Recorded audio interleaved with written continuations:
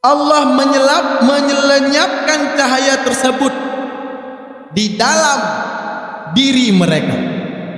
Watarakahum, dan mereka tinggalkan, dan Allah tinggalkan mereka dalam kegelapan dan tidak pernah bisa melihat. Oke? Berarti satu udah kita dapatkan, apa itu musyabbah? Yang di perencanaan awal daripada sesuatu yang ingin diserupakan. Ini namanya musyabbah. Yang kedua, hal ataupun keadaannya yang diserupakan, ya seperti tadi, keadaan serigala dengan keadaan pemerintah tadi, ya. Tasbihnya, saya adalah sebagai komentator di balik berita tersebut. Saya berbicara seperti ini. Pak,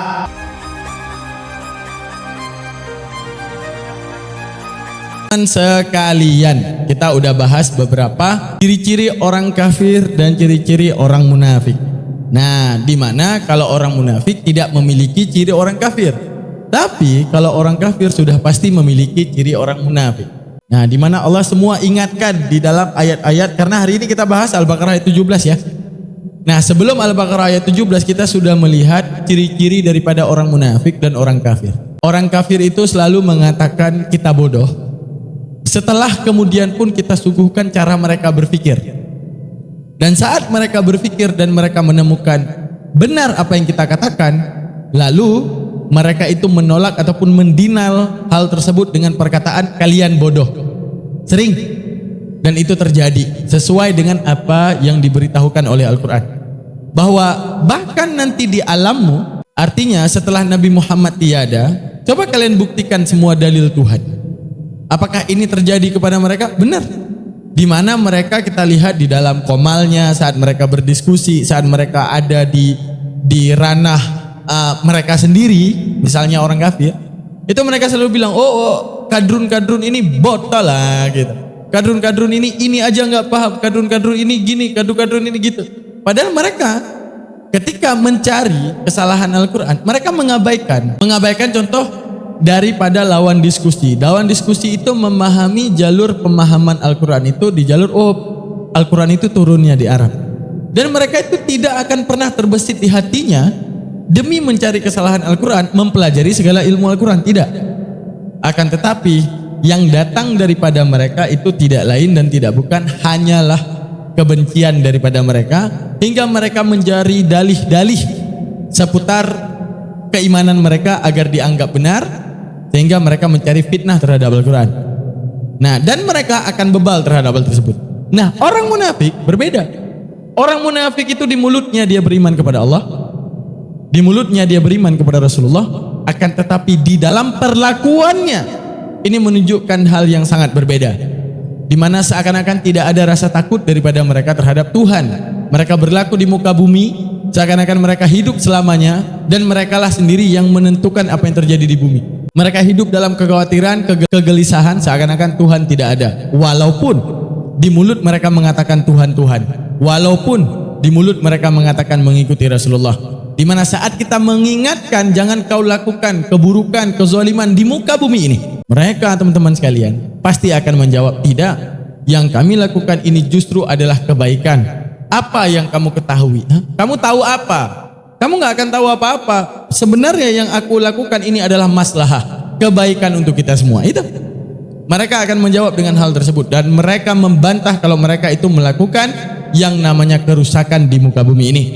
Nah, kemudian Allah menegaskan kalimat kalau itu bersifat tekstual, tertulis dan bisa diartikan, ini sifatnya adalah khabari. Apa itu sifatnya khabari? Info.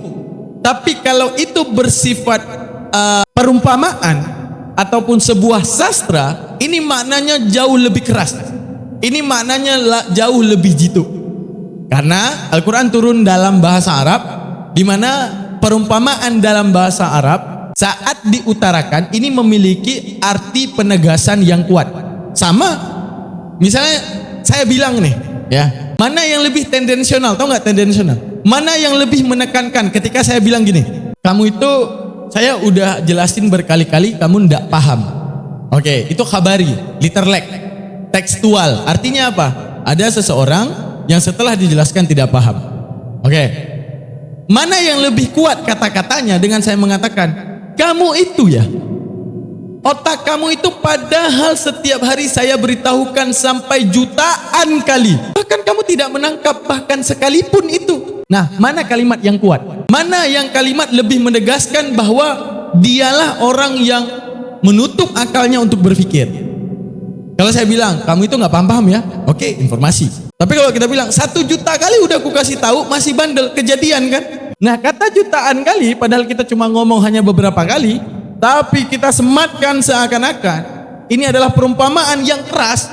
Nah, ini untuk menunjukkan arti yang lebih maksimal, arti yang lebih kuat. Bahkan dalam bahasa Indonesia dikenal dengan ilmu majas. Ya, ada personifikasi, ada hiperbola, ada metafora, ada ironi, dan many more, dan banyak lah dalam bahasa Indonesia. Dalam bahasa Arab itu ada kaidah badi'ah, ada kaidah bayani, ada kaidah ma'ani. Nah, misalnya dalam bayani yang sering ditemukan di dalam Al-Quran, ada yang namanya perumpamaan tashbih, penyerupaan. Terus di dalam penyampaian Al-Quran itu ada ilmu majas, seakan-akan kejadian seperti hal tersebut, padahal hanya kata-kata yang disematkan. Assalamualaikum teman-teman, simak dong, mantap, silakan menyimak. Seakan-akan menyebutkan seolah-olah kejadian, padahal itu hanyalah lafal yang dipinjam dengan tujuan menegaskan kata. Saya bilang, aku males main bola bersama Daman, dia nggak mandi, biasa aja. Tapi kalau ada orang bilang, nggak mau aku main bola sama kambing itu, nah ini menegaskan bahwa ini orang memang udah nggak mandi, nggak sadar diri, bau badan lagi misalnya. Nah, begitu juga. Makanya dikatakan di dalam bahasa Arab, sastra daripada syairah orang Arab dahulunya itu jauh sangat kuat. Artinya di Arab itu ada yang namanya buhur rajas, buhur tawil. Apa itu? Bahasa kita sajak. Nah, orang Arab itu gemar bikin sajak, bikin buhur rajas, bikin buhur tawil. Arti buhur tawil itu apa? Konotasi sastra. Untuk memikat orang Arab dengan sastra yang kuat, karena orang Arab dahulu itu suka dengan nyanyian-nyanyian, syair-syair yang sifatnya sastra. Turunlah Al-Quran dengan segala sastranya yang membuat banyak orang yang kemudian mendengarkan sastra itu paham maksudnya. Paham maksud saya? Paham maksud saya? Contoh, maksudnya seperti ini. Sistem penyampaian informasi majas dan ghairah majas ya. Perhatikan. Kalau saya ngomong kepada teman-teman sekalian ya, saya ngomong nih kepada teman-teman sekalian, teman-teman, aku cinta sama si dia, kita anggaplah namanya siapa? Yati, oke. Aku jatuh cinta banget sama si Yati. Oke, sekedar informasi. Tapi kalau aku syairkan dengan nada majas, aduh, kayaknya hidup aku yang hancur ini nggak ada apa-apanya. Mau badai datang ke depanku, mau matahari tepat berada di atas kepalaku, membakar setiap didihan, dari didihannya membakar setiap kulitku. Tapi demi Yati, nggak ada apa-apa itu men. Aku bantah semua, aku lawan semua demi Yati. Ini beda. Arti beda apa? Kita pendengarnya akan memiliki perbedaan maksud, bukan perbedaan maksud, perbedaan cara cerna. Kita mencerna kalimat pertama ya biasa aja, layaknya orang-orang pada umumnya saat mengatakan aku mencintai Yati, biasa aja. Tapi kalau dikatakan sini dulu, aku mau cerita apa? Yati, gua ibaratnya di dunia ini, aduh bang, lebay kali. Iya nampak, lebaynya nampak. Itulah majas itu lebay. Paham gak maksudnya? Nah ini detik paham lebay, ini paham majas. Karena majas itu menunjukkan kelebayan, keluar biasaan daripada kata-kata yang mestinya sederhana. Paham maksudnya? Paham teman-teman sekalian ya? Bahwa jatahnya majas itu menceritakan sesuatu yang jatahnya biasa aja, tapi di luar biasa kan. Benar, lebay. Paham ya? Nah, itulah majas. Strategi majas kalau kita ngomong ya, dengan kata-kata aku cinta banget sama Yati, biasa aja di kalangan pendengar. Tapi ketika kita berbicara, ada seorang wanita ya, yang kalaupun tsunami, dan saat aku tahu rumahnya di pinggir laut, tsunaminya aku bukan kabur, akan kuterjang tsunami itu hanya untuk mencari dia.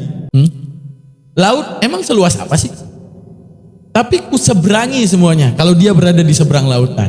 Nah, ini walaupun dia nggak bilang cinta banget, tapi pemanaan lebay yang ini justru lebih gitu, lebih lebih klop, lebih.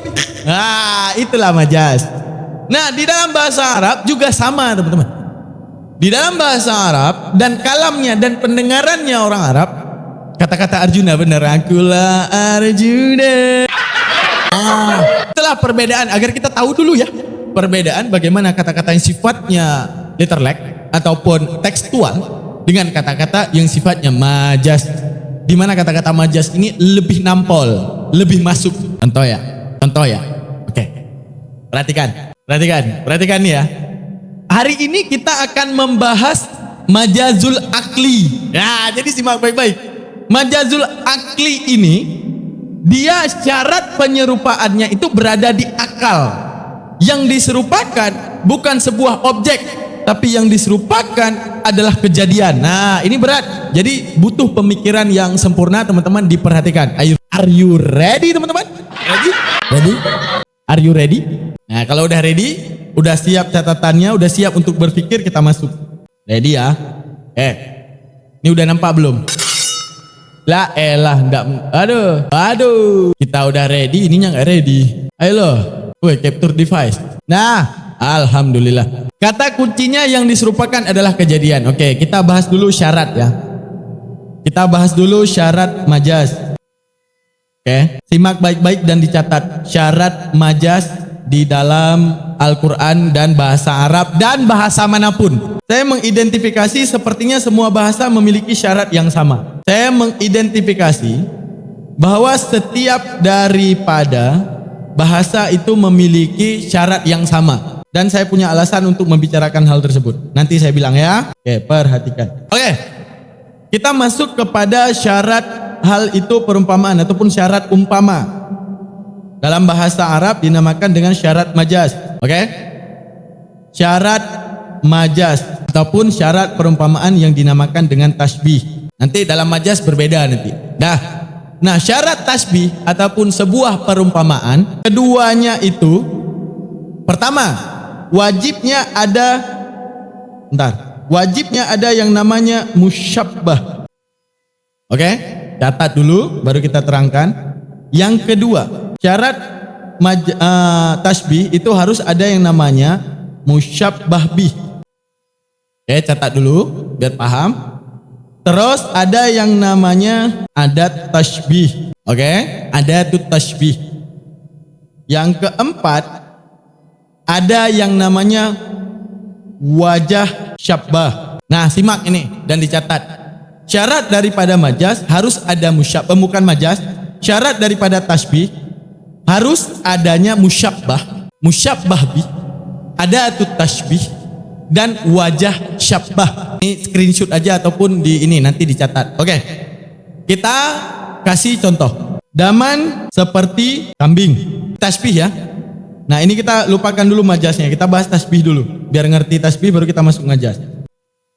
Oke. Ini tasbih. Arti tasbih apa? Perumpamaan. Oke. Biar kita tahu, biar kita nanti bisa ibaratnya dalam ranah debat lintas agama, teman-teman sekalian, apakah ilmu ini penting bang dalam ranah debat lintas agama? Penting. Karena apa? Kalau ada orang mengatakan ketika lari dari pertanyaan, misalnya Oten lari dari pertanyaan dan bilang, oh itu perumpamaan, wajib kita tanya, syarat perumpamaannya apa? Jangan asal-asal jawab itu perumpamaan, karena perumpamaan wajib memiliki syarat. Apa ini? Apil apa? Tiba-tiba aku dapat peringatan, aku cuma ini kok. Oke. Ini fondasi mantik bukan, ini ilmu bayan. Ingat, kita bikin perumpamaan itu wajib ada maksud dari perumpamaan itu. Kalau saya bilang, kamu itu, oke, saya bilang gini, kamu itu, bentar ya, ada chat dari Pak Budi bentar ya. Nah, oke, gini teman-teman. Kalau saya bilang nih, saya tanya kepada teman-teman sekalian, apa arti bayan Ustadz? Bayan itu kalau secara bahasa artinya menyatakan. Tapi kalau dalam arti istilah, bayan itu adalah sebuah ilmu sastra yang menceritakan di luar sesuatu yang dituliskan. Paham nggak? Yang menjelaskan maksud di luar apa yang ditulis. Enggak? Pemaknaan secara ma'ani, pemaknaan secara indikasi pemahaman. Gitu. Oke, perhatikan nih. Kalau saya lagi ngomong, dengan istri saya. Saya lagi ngomong nih dengan istri saya nih ya. Coba saya uji pemahaman teman-teman sekalian ya. Boleh ya? Alhamdulillah. Saya uji. Teman-teman sekalian, saya punya istri, kayak kereta api. Itu kalau dia ketabrak sama kereta itu, adu sama kepala, kereta apinya yang bonyok. Apa yang sedang saya sampaikan? Apa yang saya sedang sampaikan? Majas, keras gak mau kalah. Perumpamaan, keras kepalanya. Ya, mantap. Nah, berarti kita paham. Kenapa? Pertanyaan saya, kenapa saya mengambil kereta api? Boleh nggak saya bilang, saya ingin utarakan bahwa istri saya itu keras kepala, tapi saya bilang, ada istri aku itu kayak donat. Kalau dicampak donat di kepalanya, donatnya pecah. Apa yang saya ingin sampaikan kira-kira? Saya bilang, istri saya itu kayak donat. Donat kalau dicampak kepalanya pecah. Kira-kira kalian paham nggak maksud saya mau ngomong apa itu? Kalau saya bawa donat, nggak donat, yang saya bawa donat. Atau saya bilang gini, istri aku itu kayak donat. Apa-apa dibilangin bandel banget. Nah, paham nggak maksud saya ini? Mau bahas apa?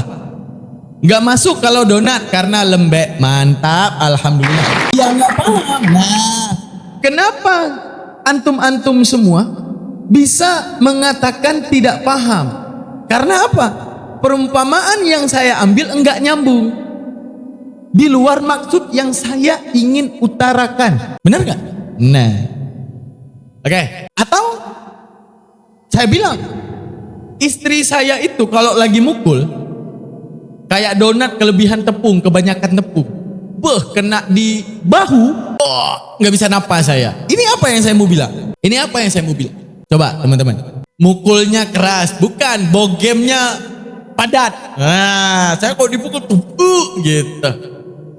Nggak nyambung untuk sesuatu yang dimaksud. Ya enggak, ini nggak ada maksud, cuma informasi. Saya ngomong, gua ditabok istri, udah ganti istri aja, jadi puyeng kita. Semua ngurus istrinya Ustadz Daman. Ya maksudnya gitu. Saya belum punya istri guys. Apaan?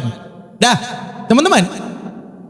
Berarti kesimpulan dari ujian tadi, ujian yang saya utarakan tadi, bahwa perumpamaan itu wajib punya maksud. Kenapa hal itu diumpamakan? Oke. Seseorang saya sebut dia itu seperti singa karena keberanian. Oke. Saya bilang dia itu melambai kayak cewek. Dia itu kayak singa, nggak bisa karena nggak nyambung dan nggak masuk. Berarti kesimpulannya bahwa yang namanya majas itu punya syarat perumpamaan. Oke? Syarat perumpamaan dan kata-kata yang dipilih yang ingin diumpamakan wajib sesuai dengan maksud. Nah, itulah yang dari tadi kita jabarkan, masalah syarat tasbih. Apa itu syarat tasbih? Syarat sesuai itu diumpamakan. Serka bom-bom dan lain-lain cakar-cakaran masalah ketuhanan. Kapan itu? Baru aja atau udah lama? Jadi bayanullah dan bayanul insan jangan literlek semua bang. Ada kata istilah. Ini Bang Mas Awan benar pertanyaannya, tapi kita coba jawabkan ya. Nah, pertanyaan daripada Mas Awan kita jawab dulu, jangan salah paham sebelum kita masuk. Bayan itu teman-temanku sekalian, artinya secara bahasa menyatakan. Udah, beda lagi dengan istilah. Seperti kata-kata as-saumun, menahan. Saat itu diistilahkan menjadi puasa, beda cerita. Kamera kecilnya nggak muncul, nggak apa-apa. Lagi nggak munculin, oke? Nah, jadi ada kata istilah. Nah, setelah diistilahkan, hanya yang masuk dalam istilah itu yang menjadi pembahasan. Di luar istilah tidak masuk. Oke, contoh. As-saumun itu artinya puasa. Oke? Artinya tahan. Apapun yang kita tahan adalah as-saumun. Apa? Saya menahan untuk tidak kencing, as-saumun. Saya menahan untuk tidak ke kamar mandi, as-saumun. Saya menahan diri untuk tidak marah, as-saumun. Tapi ketika diistilahkan menjadi as-saumun secara istilah syariat fikih, nah ini jadi beda. As-saumun adalah menahan diri daripada memakan dan meminum dan yang membatalkan puasa mulai daripada terbit fajar sampai terbenam matahari. Berarti ketika diistilahkan hanya yang masuk dalam istilah. Di luar istilah tidak masuk. Sama seperti bayan. Ilmu bayan beda dengan logat bayan. Logat bayan secara bahasa, arti bayanon apa? Nyata. Apapun yang nyata adalah bayan. Oh nyata kalau dia berbohong, bayan. Oh nyata kalau dia seorang lelaki, bayan.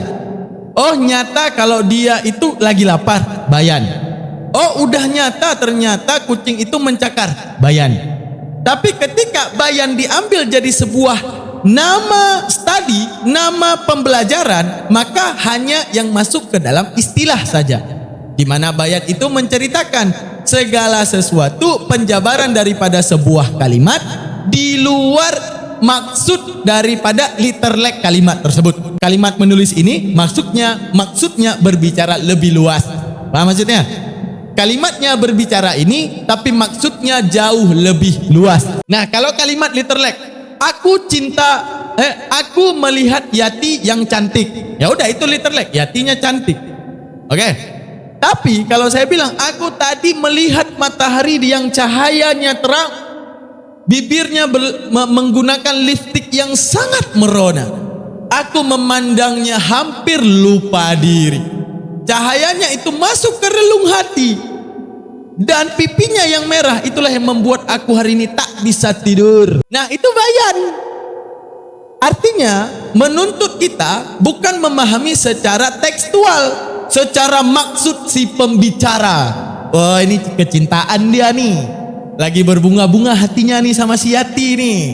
Cie layaknya matahari, layaknya cahaya yang menyinari relung hati. Nah gitu Mas Awan, bisa dipahami? Bayanullah, bayanul insan sifatnya secara logat. Ilmu bayan ini sifatnya secara istilah. Satu pembelajaran dalam memahami ilmu Al-Quran di ranah sastra. Artinya apa? Kemegahan satu bahasa. Paham ya? Paham ya? Gitu. Dah, kita lanjut ke yang tadi, syarat tasbih. Jadi kalau enggak paham langsung ditanyakan ya, jangan nyimak sambil enggak paham teman-teman. Seperti Pak Mas Awan, luar biasa beliau, tepuk tangan. Jadi kita di sini bukan lagi dengar ceramah. Kalau dengar ceramah, ustadznya lagi ceramah, ya udah dengerin, enggak paham ya udah. Kita lagi belajar. Detik enggak paham, tanyakan yang tidak paham itu. Langsung tanyakan sesuai materi ya, agar enggak ke-trigger. Paham ya? Oke, perhatikan. Nah, di mana dalam pentasbihan ada yang namanya musyabah. Bentar minum kopi dulu ya. Enak banget kopi. Oi. Udah pada ngopi teman-teman? Ngopi dulu. Kita bahas musyabah B, ada tu tasbih, wajah, syabah. Oke. Perhatikan kata-kata ini. Daman seperti kambing. Nampak gak ini? Dalam bahasa Arab, ad-damanu, titik dulu, ad-damanu kal-ghanami. Nah, nikal. Nah, ini dalam bahasa Arab. Ad-damanu kal-ghanami.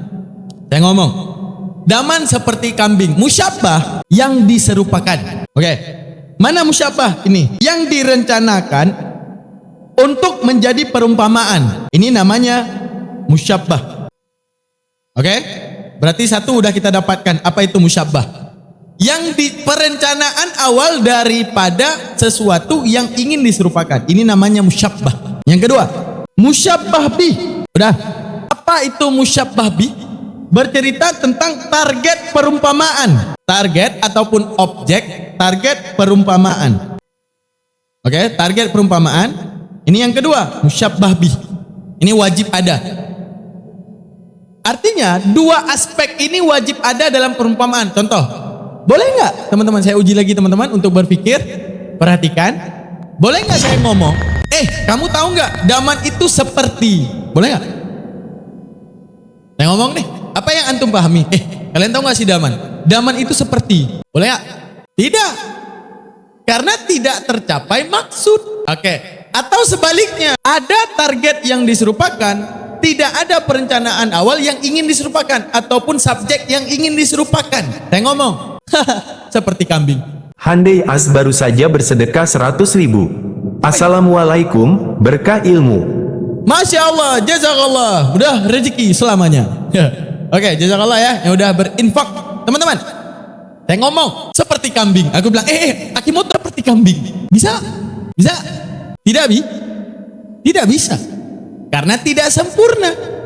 Nah, berarti musyabbah dan musyabbah bih adalah dua hal yang wajib mengikat. Masya Allah, dua hal yang wajib mengikat. Ada target yang ingin diumpamakan, ada target awal perencanaan untuk diumpamakan, dinamakan dengan musyabbah dan musyabbah bih. Nah, jadi fungsinya kita pelajari ini agar menguatkan akal kita.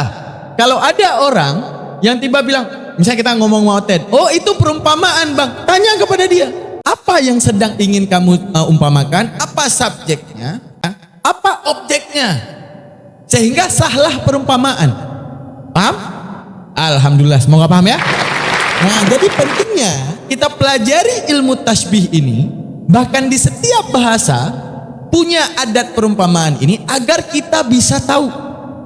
Jangan semena-mena orang mengatakan, oh itu perumpamaan saja.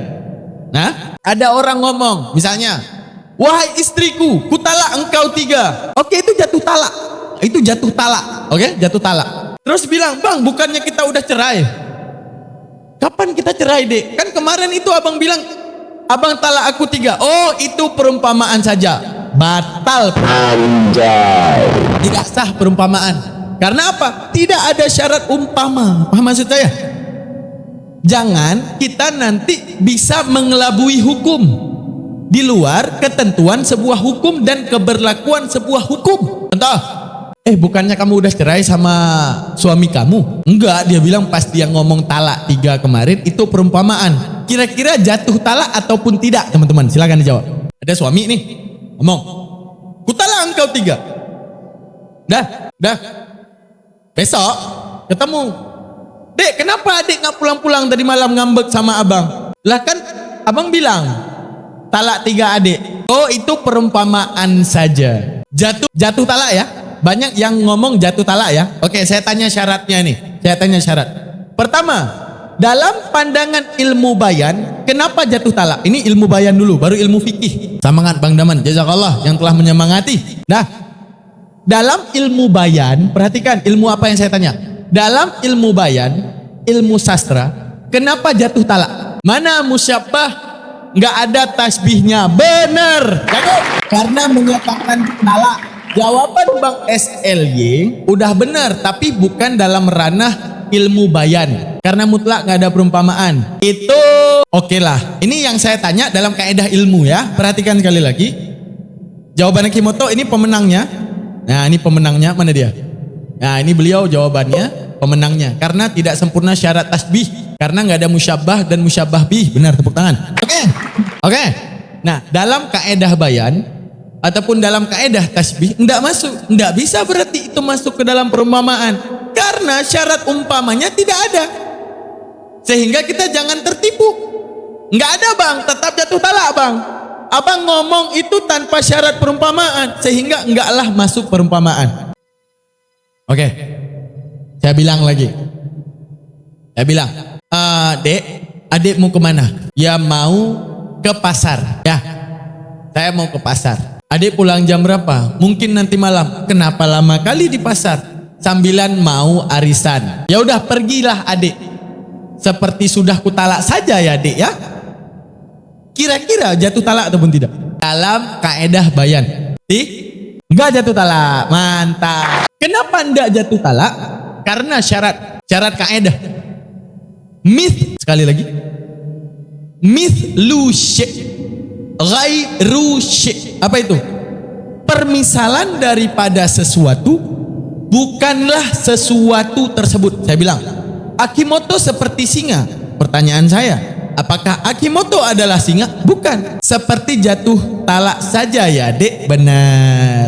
Nah, alhamdulillah sudah jago dalam menyikapi ya, teman-teman. Gitu. Sekarang kita masuk ke dalam kaidah fikih. Ada orang ngomong, ya, dia ngomong, kutalak engkau 3. Pergi istrinya, besok ketemu, Dek, kenapa nggak pulang-pulang? Lah, abang semalam talak aku, talak 3. Lah, itu kan perumpamaan saja. Dia bilang, dalam kaidah fikih nih, ingat, bukan bayan, fikih. Kira-kira jatuh talak enggak? Kok nggak jatuh? Tetap jatuh talak lah. Jatuh talak. Kenapa jatuh talak? Karena fikih membedakan dua jenis talak. Ada talak bil kinayah, ada talak sharih. Talak sharih itu gimana? Langsung dengan lafal talak. Ku talak engkau satu, ku talak engkau dua, ku talak engkau tiga. Nah, jatuh talak. Kenapa jatuh talak? Karena sharih. Kecuali talak bil apa? Talak bil kinayah. Talak bil kinayah, dek, pulang aja kamu ke rumah orang tuamu. Kita niatkan ini talak. Dalam emosi kita niatkan ini talak, maka jatuhlah talak satu. Kalau tidak diniatkan sebagai talak, hanya sebagai sindiran ataupun penguatan kata, maka tidak jatuh talak. Nah, salah satu talak bil kinayah adalah tasbih bit talqi. Nah, yang tadi saya tanyakan adalah perumpamaan dengan talak. Kalau saya bilang, adik tiap hari keluar rumah ya. Kadang-kadang abang cuma bisa lihat adik di sore hari aja. Itu pun pulang kerja. Siap itu adik keluar lagi. Meeting lah, inilah, itulah. Adik berlaku seperti udah ditalak saja. Nah, ini masuk dalam kinayah. Kalau dia niatkan omongan tadi sebagai talak, jatuh talak satu. Kalau dia tidak niatkan omongannya sebagai talak, hanya penguatan kata, maka tidak jatuh talak. Dalam kaedah kalau dalam kaedah bayan, mutlak tidak jatuh talak. Kenapa? Karena ada syarat tasbih. Di mana kaedah tasbih, permisalan sesuatu bukanlah sesuatu tersebut. Saya misalkan Akimoto seperti singa, tapi Akimoto bukanlah singa. Hanya permisalan saja. Sampai di sini teman-teman nangkep? Paham? Alhamdulillah paham, Masya Allah. Gimana? Coba tanggapannya, baru kita lanjut lagi. Paham ya? Oke. Nah, tergantung kalam makasidnya. Kalau bil kinayah benar luar biasa. Emang hey, ini gak ada dalil ini. NU banget ini. Wah, gimana ini? Cuma tuh. Oke, kita masuk. Apa ini? Tunggu bentar, keluar tulisan. Tasbih dalam bahasa Indonesia permisalan. Tasbih dalam bahasa Indonesia itu apa, Bang? Permisalan. Kamu seperti kucing ya, apa-apa ngelendot aja. Kamu seperti batu ya, kalau dibilangin susah didengar. Apa itu, Bang? Itu permisalan. Dalam bahasa Arab dinamakan dengan tasbih. Dan tasbih tidak boleh sembarangan. Permisalannya pakai clue apa, Bang? Clue gimana? Enggak. Assalamualaikum warahmatullahi wabarakatuh. Waalaikumsalam. Teman-teman, ini banyak yang kayaknya masih belum gabung di grup Telegram ya, teman-teman ya. Boleh DM ini beliau, boleh DM saya karena sebelum boleh DM beliau dan boleh DM saya untuk gabung di grup Telegram biar ndak telat. Karena saya selalu infokan, ayo kita ngaji.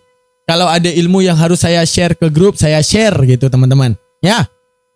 Nah, jadi pentingnya kita masuk dalam satu komunitas, apalagi itu ilmu agama. Insya Allah komunitas itu yang akan saling bersaksi. Maksudnya bagaimana?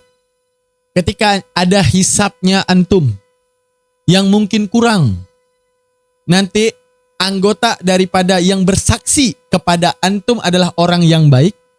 Antum adalah seorang penuntut ilmu agama. Ya tadi, komunitas yang terbangun. Bikin jadwal tetap aja. Iya, jadwalnya sudah tetap di jam 8. Tapi pentingnya kita punya komunitas. Di dalam komunitas tersebut kita share lagi apa yang harus kita pahami. Paham ya? Nah, jadi boleh follow beliau ataupun follow saya dan DM. Tolong invite. Oke. Saya fotoin dulu, nanti saya invite. Gimana cara invite-nya?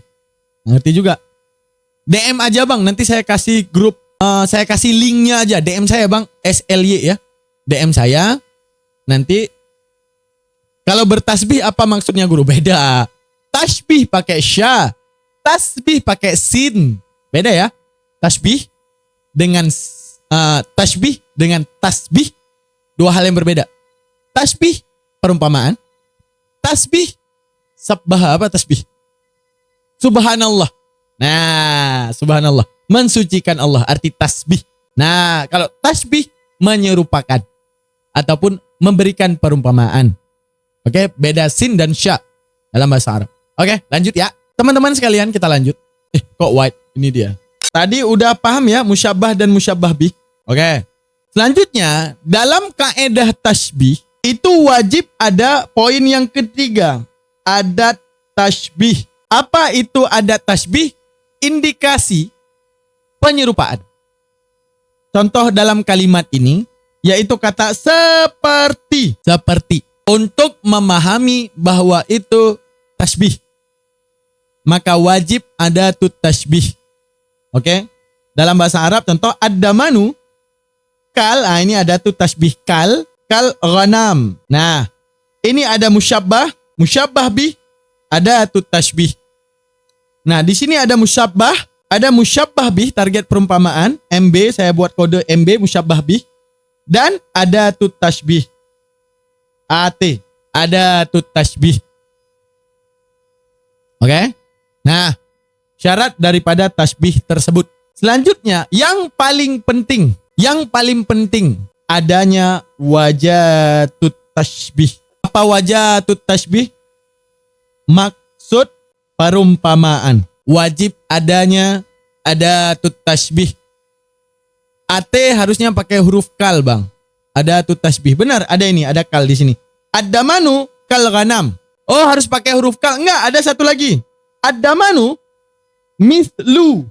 Nah, ada banyak dia. Ada tasbih, ada banyak. Ada mithlu. Nah, ada mithlu. Nah, ada kata-kata kal ghanam. Ada satu lagi, mithlul ghanam. Ad-damanu mithlul ghanam. Itu daman perumpama kambing. Nah, gitu. Mithlu. Ada satu lagi, nahwu. Oke? Mithlu dan nahwu. Oke, paham ya, teman-teman? Alhamdulillah. Nah, itu ada tasbih.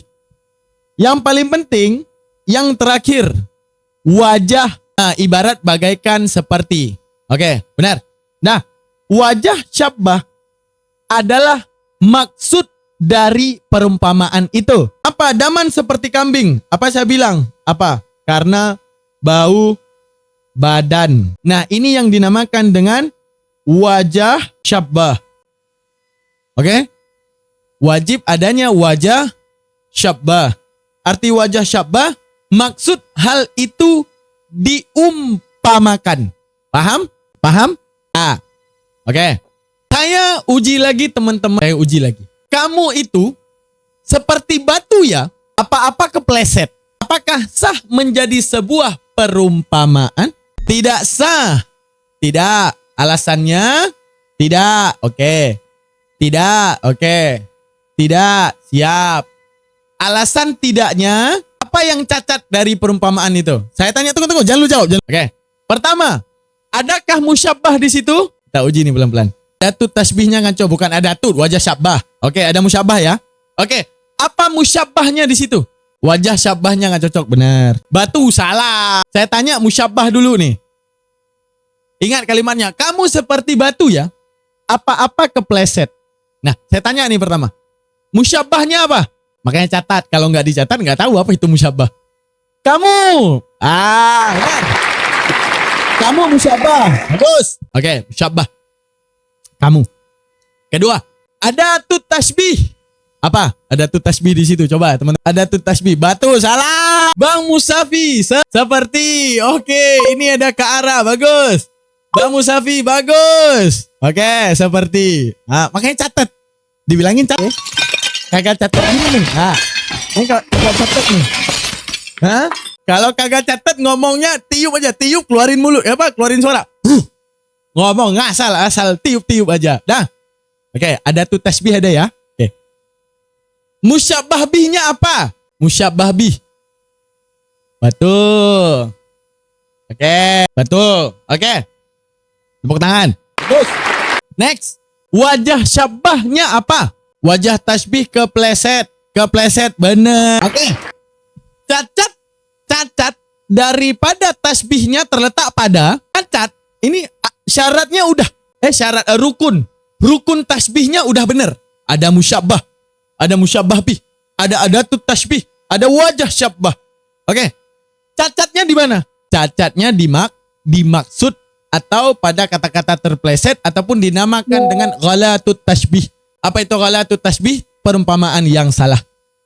Jadi cacatnya terletak apa? Pada musyabbah bih. Karena apa? Enggak nyambung. Paham ya? Paham ya? Sampai di sini paham ya? Nah, teman-teman. Seru nggak belajar kayak gini, teman-teman? Belajar pendalaman makna Al-Quran kayak gini seru apa bikin puyeng? Coba tanggapan dulu deh.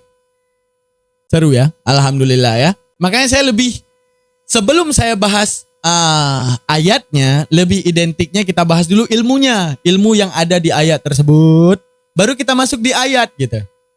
Seru tapi puyeng juga, enggak apa-apa, sabar. Sabar saudara. Pusing-pusing tapi seru, mantap. Alhamdulillah ya Allah. Semoga Allah cerahkan pemikirannya dan semakin dalam memahami Al-Quran. Oke? Oke, itu selesai ya masalah syabbah, musyabbah bih, adatut tasbih, dan wajah syabbah. Istriku seperti macan, galak sih, bener gak bang? Bener. Oke.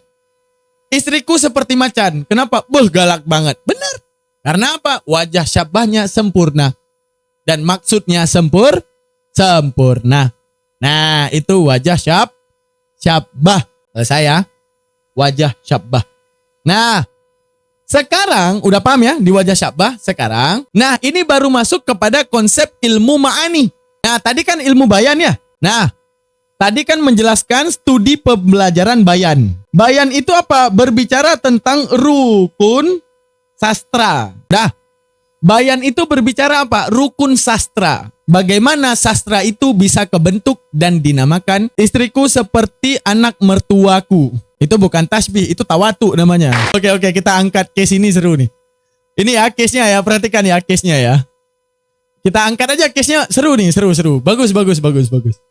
Nah, ini buat pengembangan ya, buat pengembangan. Istriku seperti anak mertuaku, ini sempurna ndak? Sama seperti saya bilang, kucing itu seperti binatang. Oke, dari KL Ben Ae katanya ndak sempurna, batal. Oke, alasannya. Anakku juga Tuhanku, ini sempurna gak? Bentar lagi, satu-satu. Nah, ini baru kita ma'ani. Nah, ini pentingnya. Tadi masih bayan ya, sekarang ma'ani. Sebelum kita masuk ke ma'ani, kita bahas ini dulu. Istriku seperti anak mertuaku. Ini punya dua maksud. Kadang mertuanya punya dua anak. Jadi kita serupakan istri kita ini seperti anak mertua kita yang satunya. Karena kembar. Oke? Atau kalau kita bilang gini. Ini kita bangun ceritanya dulu ya. Baru enak nih. Oke. Sempurna dong. Iya, kalau kita memikirkan seperti itu. Mertuanya punya dua anak kembar. Namanya Yati dan Yata. Oke, Yati dan Yata. Oke. Yati dan Yata kembar. Sama-sama. Oke. Ada Yati dan Yata. Ini dua-duanya sama-sama perempuan dan keras kepala. Oke. Sama-sama. Kalau saya bilang istriku itu persis seperti anak mertuaku. Kalau yang saya maksud adalah istri saya Yati, yang saya maksud adalah si Yata, sempurna tasbih ataupun tidak? Maaf Tengku, kok noise di kuping? Iya, bunyi ing gitu ya. Maaf ya. Nggak tahu ini kelistrikan dan apa gitu. Jadi ing gitu. Kalau mertuanya punya banyak anak, berarti semua anak mertuanya istrinya. Bukan gitu bang. Ini tasbihnya dulu kita bahas. Saya bilang gini, mertuanya punya dua, ada Yati, ada Yata. Udah, istri kita Yati, kita ngomong. Si Yati itu istriku, persis seperti anak mertuaku. Dan yang kita maksud adalah si Yata. Pertanyaan saya, sempurna tasbih enggak? Kenapa kamu bilang seperti itu? Aduh, keras kepala. Nggak tahu bang, macet gua. Ini namanya ini guys. Tasbih, oke. Ini namanya cari ribut aja. Ini Bang Krios Moto ini memang suka cari ribut gitu. Ya, nggak bisa karena anak mertuanya. Udah. Anggap aja nggak ada ini ya. Ini capek mikirnya nanti jadi capek. Masuk ke dalam. Sama juga seperti saya bilang gini. Kalau untuk jenis yang sama saya bilang gini. Kucing itu seperti binatang. Sempurna tasbih nggak? Sempurna tasbih nggak? Saya bilang, kucing itu seperti binatang, sempurna tasbih enggak? Enggak. Alasannya apa? Sempurna dari rukun. Oke, bagus jawabannya. Tidak, karena kucing binatang. Nah, wajah tu tasbih tidak. Oke. Karena nggak ada pemisalan, karena kucing itu binatang. Oke. Nah, jawabannya untuk paham ini, wajib pahami ilmu ma'ani. Spek PC-nya bang. Waduh, PC saya murahan teman-teman. Murahan. Nanti ya doain mudah rezeki tiap hari bisa kita beli yang lebih bagus. Aduh, ini namanya merendah untuk terbang guys. Udah. Perhatikan. Nah, ini ilmu bayan ya. Ilmu bayan. Nah, ilmu bayan ini bagaikan menjelaskan resep pembuatan. Nah, ini saya umpamain lagi nih. Ilmu bayan ini berbicara resep pembuatan. Oke? Ada lagi yang connect dengan ilmu bayan namanya ilmu ma'ani. Ini masalah apa, Bang? Masalah taste. Apa itu taste? Rasa. Paham? Saya istilahkan ini dua kaitan ilmu ini, bayan dan ma'ani. Apa kaitannya? Perhatikan dulu, dipahami dulu maksud saya. Ilmu bayan ini bercerita resep pembuatan. Bagaimana kita potong bawangnya, kita suwir seperti ini, kita suwir seperti itu. Ntar Bang di SS dulu. Oke. Antara bayan dan ma'ani, bayan itu seperti proses pembuatan. Ma'ani berbicara tentang taste ataupun taste apa itu cita rasa daripada makanan yang telah disajikan. Paham? Paham? Bayan berbicara tentang proses pembuatan. Ma'ani berbicara tentang cita rasa. Sampai di sini paham dulu? Paham ya? Oke. Ma'ani tergantung bayan. Bener, hasilnya bener. Gini. Bayan itu berbicara tentang bagaimana kita potong cabai dan cabai itu kita tumbuk, kita kasih daun jeruk, kita kasih belimbing uluh yang telah digoreng, lalu kita tumbuk bersama udang yang digoreng. Jadilah sebuah sambal. Itu bayan. Ma'ani itu bercerita, ini cabainya itu emang gilingannya bagus banget ya. Pas nyampe di mulut, itu antara udang dan belimbing uluh, asam-asam dan asinnya itu kayak bener-bener kombin loh. Kayak memang ini dibuat memang untuk mencampuri antara asin dan asam agar dapat balance balance rasa yang sempurna. Paham? Sampai di sini dulu paham? Maksud antara bayan dan ma'ani, paham? Sampai di sini paham maksud saya? Bayan berbicara apa? Ma'ani berbicara apa? Paham? Alhamdulillah banyak yang paham. Ma'ani menjelaskan bayan. Iya, mantap, bener. Tepuk tangan. Ma'ani menjelaskan bayan. Oke. Nah, sekarang mari kita simak lagi bayan proses, ma'ani hasilnya. Enggak, kalau hasil ya udah gini. Beda. Kalau bayan prosesnya. Ma'ani kalau kita bilang hasilnya pas dia udah jadi sambal udah. Itu belum ma'ani, liter like itu. Nah, yang tadi dibuat, ditumbuk dan semuanya adalah asam Aceh misalnya. Asam Aceh, asam udang Aceh misalnya. Udah. Tapi kalau ma'ani di atasnya apa? Siratan, bagaimana rasa itu kombin di mulut. Bagaimana rasa itu bisa memang nyentuh lidah dan bikin ketagihan. Nah, itu ma'ani, paham ya? Bukan lagi berbicara hasil daripada proses tadi, bukan. Lebih dalam lagi membahas tentang bagaimana hasil itu kombin dengan apa yang dimaksudkan. Nah, gitu ya. Oke, teman-teman. Kita masuk lagi dalam hasil dan rasanya. Enggak, lebih ke cita rasa sih, Bang. Cita rasa. Lebih tepatnya cita rasa. Oke, ini bayan dan ma'ani. Ini saya hapus ya. Ada tuh tasbih, udah paham ya. Ini udah paham ya. Saya hapus ya. Proses aroma cita rasa. Kalau ketek kananku sama seperti ketek kiriku, keduanya ketek. Ini sempurna nggak? Ya enggak lah. Ada tasbih, wajah syabbah, cacat, dan banyak hal. Nah, bayan. Bayan tadi kan berbicara musyabbah dan musyabbah bih. Kan gitu. Ma'ani berbicara apa? Nah, ini baru ma'ani. Apa berbicara ma'ani? Ma'ani berbicara tentang siratan makna yang mendalam. Ma'ani itu apa? Ini kok kegedean nih. Ntar ya, kegedean nih saya buat nih. Ma'ani itu berbicara apa, Bang Daman? Ma'ani itu berbicara tentang siratan. Ma'ani. Ma'ani ini berbicara tentang siratan makna. Nah, itulah ma'ani. Ma'ani berbicara tentang siratan makna. Contoh tadi. Oke. Contoh pada wajah syabbah. Wajah syabbah. Nah, ma'ani ini menjelaskan tentang wajah syabbah itu. Di mana wajah syabbah itu bisa jadi perumpamaannya pada hal atau keadaan. Di screenshot dulu, ini dalam ma'ani. Perumpamaan bisa terjadi pada dua hal, pada objek yang ingin diumpamakan ataupun menyerupakan kejadiannya. Di screenshot dulu, kalau sudah kita maksud kita masuk ke dalam penjelasan. Udah? Udah teman-teman. Ma'ani menjelaskan hal ini. Contoh saya bilang, Daman seperti kambing. Nah, ini perumpamaan, ya. Perumpamaannya antara objek dan objek. Antara subjek dan objek. Subjeknya adalah Daman, kambing adalah objek perumpamaan. Yang diumpamakan adalah individual, bukan kejadian. Nah, ada perumpamaannya kepada hal. Ada perumpamaan wajah syabbah itu kepada hal. Apa? Keadaannya. Kalau diumpamakan dalam keadaannya, maka tidak lagi memandang objek, tapi kejadiannya yang kita pandang. Baru masuk ke contoh. Oke.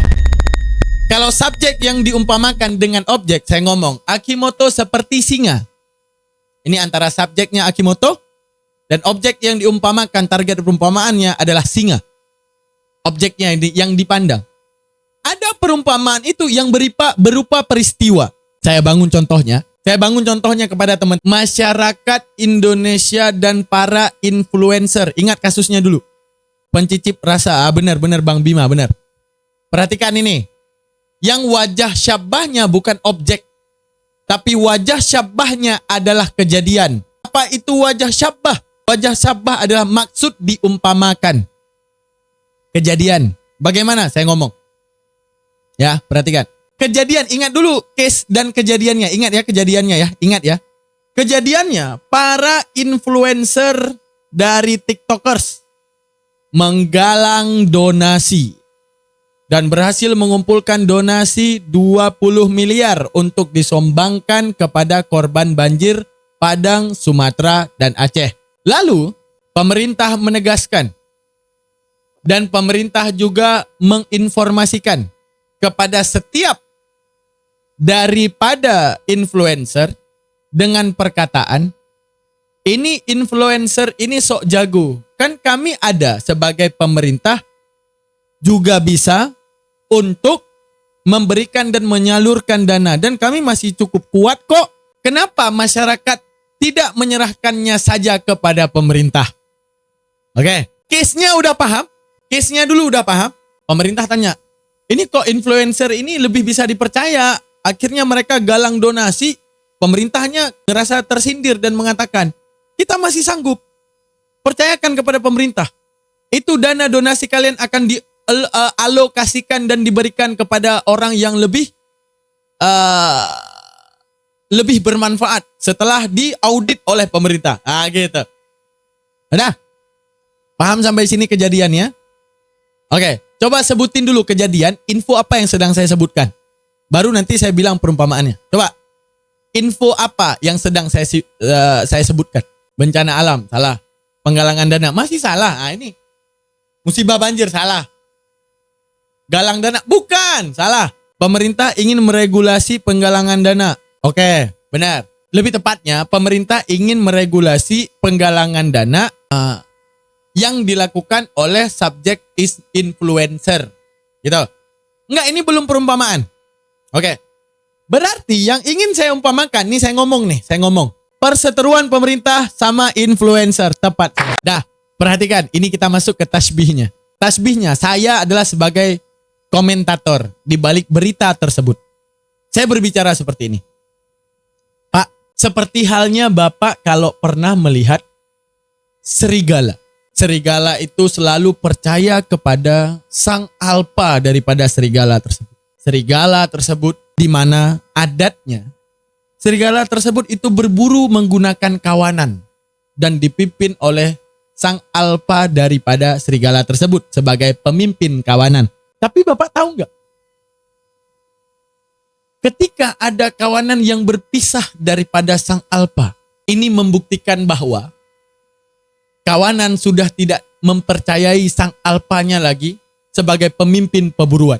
Karena kepercayaan daripada kawanan tersebut kepada sang alpa sudah gagal. Beberapa kali sang alpa gagal membuktikan dirinya sebagai pemimpin. Hingga Bapak sebenarnya tidak boleh, sehingga sang alpa ini tidak boleh menyalahkan kawanannya. Seharusnya dia menyalahkan dia sebagai sang alpa. Kenapa bisa terjadi kawanan berpisah daripada kepemimpinan sang alfa tersebut. Maka akan sangat bodoh sang alfa yang mengekang kawanannya, tapi tidak ada pembuktian jiwa kepemimpinan daripada sang alfa serigala tersebut, dan sang kawanan daripada jatuh kelaparan dari pemburuan yang gagal, akhirnya kawanan berpisah dan mencari sang alfa yang lain. Jadi jangan salahkan kawanan, salahkan sang alfa tersebut. Apa yang mau saya sampaikan? Dari dua kasus tadi, antara pemerintah dan influencer. Yang kedua, antara serigala dan kawanan serigala dan alfa. Alfa itu ini guys, kawanan serigala, apa? Krisis kepercayaan, mantap. Kalau harimau itu berburu, harimau itu alfanya adalah dirinya sendiri dan dia nggak punya kawanan. Nah kalau serigala berburu, dia punya alfanya. Nah, saya tanya nih, kali lagi, ketidakpercayaan masyarakat sama pemerintah. Oke. Benar. Nah saya tanya, wajah syab kejadian tadi pemerintah ya dengan influencer, oke? Dan sang alfa sang alfa serigala dan kawanan tadi. Oke? Musyabahnya adalah hubungan pemerintah dengan masyarakat dan influencer tadi. Musyabah bihnya adalah hubungan antara alfa dan kawanan yang dipimpin oleh seorang alfa. Pertanyaan saya, wajah syabahnya apa? Wajah syabahnya apa? Coba. Kalau yang tadi enak kan? Apa perumpamaan daman dengan kambing? Bau badan atau tidak mandi? Oke. Kalau ini perumpamaannya, wajah syabahnya apa? Tidak percayaan masyarakat, salah. Bencana alam, salah. Wajah syabah, ingat dulu wajah syabah. Maksud perumpamaan saya itu terletak di apa? Dibantu malah mempersulit. Ini udah kesimpulan maksud, Akimoto. Ini kesimpulan maksud. Kalau saya bilang, aku males main bola dengan kambing. Kesimpulan maksud apa? Males main bola sama orang bau badan, gitu. Ini bukan. Saya tanya, wajah syabah dari dua kejadian ini. Satunya saya bawa kawanan serigala, satunya saya bawa pemerintah. Kawanan serigala yang meninggalkan kawanan, salah. Kawanan serigala yang meninggalkan alfa, juga salah tapi itu. Ini dari apa? Pemerintah nggak becus, salah. Distrust, apa itu distrust? Oh, kurang kepercayaan, salah. Tadi saya udah bilang, dalam ilmu ma'ani, tadi kan ada dua ma'ani, membahas wajah syabah dalam ma'ani. Ada objek, ada objek, ada satu lagi hal. Nah saya tanya ini wajah syabahnya terletak di mana? Pergerakan mandiri, kinerja bang, masih salah. Ayo, coba. Sang alfa salah. Pemimpinnya salah. Bayannya salah. Ingat, kalau saya serupakan Akimoto seperti singa. Oke, kenapa? Berani. Selesai. Ataupun garang. Oke, selesai. Ini satu kejadian pemerintah. Satu kejadian antara sang alfa daripada kawanan serigala dan kawanan berpisah. Yang saya serupakan di sini apanya? Keberanian bertindak. Kita disalahin mulu, cabut yuk ah. Yang diserupakan wajah syabahnya adalah kejadian. Pemerintah dengan alfa, jawabannya udah benar tapi hanya 40%. 90% adalah kejadian yang sama, yang mencakupi kejadian pemerintah dengan masyarakat dan kejadian sang alfa daripada serigala dan kawanan. Nah, kita masuk kepada teori tadi, teman-teman. Nah, dalam teori tadi, wajah syabah ini ada yang diserupakan objek. Contoh, daman seperti kambing. Ya udah, objeknya dengan objek. Subjek dengan objek. Karena apa? Bau badan, selesai. Yang kedua, hal ataupun keadaannya yang diserupakan. Ya seperti tadi. Keadaan serigala dengan keadaan pemerintah tadi. Ya, keadaan pemerintah tadi dengan keadaan serigala sama. Jadi wajah syabahnya berbicara tentang keadaan. Paham sampai di sini? Nah, ini ilmu ma'ani namanya. Membahas wajah syabah. Paham sampai di sini? Ada penyerupaan hanya berupa objek yang kayak gini, daman seperti kambing. Ada perumpamaan yang berupa keadaan dan kejadian yang dinamakan dengan hal, wajah syabah bil hali namanya. Sampai di sini paham? Alhamdulillah. Mau jawab itu tadi, kenapa nggak dijawab? Jawab aja, kan nggak kita salahkan. Kalau dijawab, kalau orang yang suka makan lalapan, kalau disamakan dengan kambing berarti keadaan. Enggak, itu objek. Itu objek. Keadaan itu berbicara tentang banyak hal, bang. Enggak sekali maksud kalau keadaan ya. Kita bilang, suka makan lalapan kayak kambing aja, seperti kambing. Dalam hal apa? Suka makan lalapan, udah. Tapi kalau keadaan berbicara banyak hal, dari ini serupa, dari itu serupa, dari hal ini serupa, dari ini serupa, dari ini serupa, dalam hal ini serupa. Kayak tadi saya bilang, pemerintah serupa dengan sang alpa. Nah kan? Jadi perumpamaannya jadi banyak. Pemerintah serupa dengan sang alpa. Oke, kawanan serupa dengan masyarakat. Oke, sekarang kawanan berpisah, masuk kepada kawanan lainnya, mengabaikan sang alpa. Menunjukkan apa? Influencer. Di antara kawanan ada sosok yang revolusioner, yang bilang, ayo kita pisah daripada sang alpa. Menunjukkan apa? Ada perumpamaan juga. Antara kawanan yang lebih nampak, yang lebih fanatik, yang lebih didukung, dan lebih dipercaya daripada sang alpa untuk dalam hal pemburuan. Diserupakan dengan influencer tadi. Nah, itu keadaan. Bercerita tentang bahwa wajah syabahnya itu terdiri dari banyak hal, bukan dari satu hal saja. Paham? Kesimpulannya, wajah syabah dalam hal dan wajah syabah dengan objek. Kalau objek itu berbicara satu hal saja ataupun cuma sedikit hal saja. Tapi kalau wajah syabahnya hal, bercerita banyak hal yang terjadi penyerupaan di situ. Paham sampai di sini? Berarti cakupan keadaan lebih umum ya. Benar. Benar teman-teman. Alhamdulillah. Nah, baru kita masuk ke ayatnya. Sampai di sini paham, baru kita masuk ke ayat Al-Quran teman-teman. Sampai di sini paham ilmunya teman-teman. Nah itu ma'ani. Ma'ani itu berbicara tentang tes dan cita rasa. Kayak tadi nih saya bilang. Kalau berbicara tentang wajah syabah yang haliyah, hal, yang haliyah, hal, ini berbicara tentang banyak banget hal yang harus diserupakan. Pemerintah dengan alpa, kawanan dengan masyarakat, ada kawanan yang lebih dominan untuk diikuti, tapi tidak mau disebut sebagai sang alpa, layaknya seorang influencer yang melakukan inisiatif penggalangan dana di luar mengabaikan pemerintah. Ini banyak hal yang diserupakan di dalamnya. Sehingga menjadi wajah syabahnya adalah kejadian di dalamnya. Paham? Alhamdulillah. Alhamdulillah. Paham ya? Nah, are you ready? Kita masuk ke dalam ayatnya. Cerita dongeng bawang merah dan bawang putih menerangkan kebaikan keburukan bisa.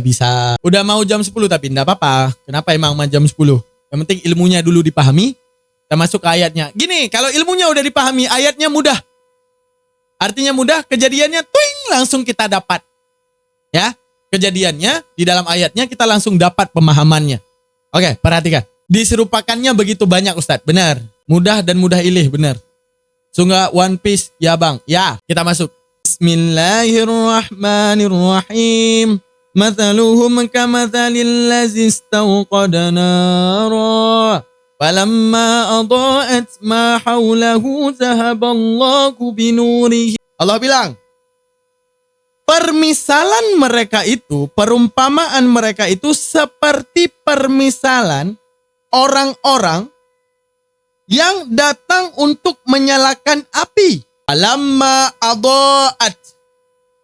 Ketika api itu menerangi segala sesuatu di sekeliling mereka, Allah menyelenyapkan cahaya tersebut di dalam diri mereka. Watarakahum, dan mereka tinggalkan, dan Allah tinggalkan mereka dalam kegelapan dan tidak pernah bisa melihat. Tahu udah masuk. Allah bilang dengan kalimat tashbih di sini. Saya mau kita berpikir secara keras tentang ayat ini. Kira-kira apa yang berusaha Allah sampaikan. Oke, pertama, perhatikan. Allah bilang, mereka itu orang kafir dan orang munafik.